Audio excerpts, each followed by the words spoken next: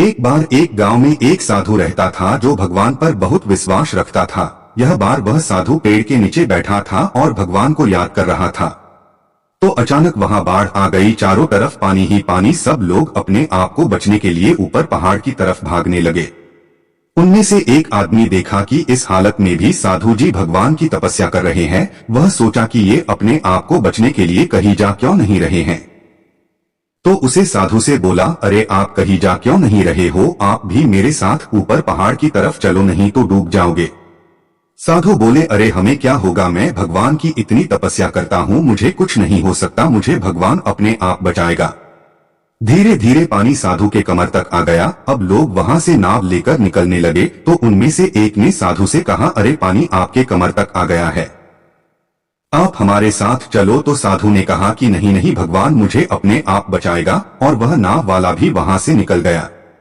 कुछ देर बाद पानी इतना बढ़ गया कि साधु के सर तक पहुंच गया और अब लोगों को बचने के लिए हेलीकॉप्टर निकलने लगे।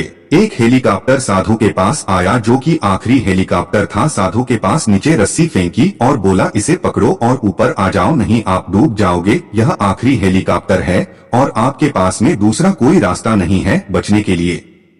साधु ने कहा, यह रस्सी वापस ऊपर खींच लो और आप चले जाओ, मुझे भगवान के ऊपर पूरा भरोसा है, वह मुझे बचा लेगा। पानी काफी ऊपर आ गया, पेड़ डूब गया और साधु की भी डूबने से मौत हो गई।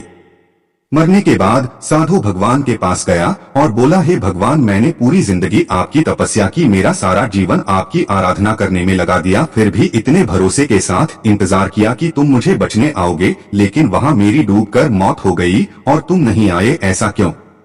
भगवान बोले, मूर्ख इंसान, एक नहीं 3 बार आया था, वो तीनों बार मैं ही तो था, पहला पैदल, दूसरा नाव के द्वारा और तीसरा हेलीकॉप्टर के द्वारा, लेकिन तुमने मेरा एक भी अवसर पहचान नहीं पाया, पता नहीं किसका इंतजार कर रहा था। इस तरह से जिंदगी में हमें ऊपर वाला बहुत से मौके देता रहता है, लेकिन हम सब उस मौके को ठुकराकर पता नहीं किस चीज का इंतजार कर रहे होते हैं कि वो होगा तभी मैं करूंगा, और इस बात पर अड़े रहने से एक वक्त के बाद वो मौका हाथ से निकल जाता है और हम कुछ नहीं कर पाते हैं।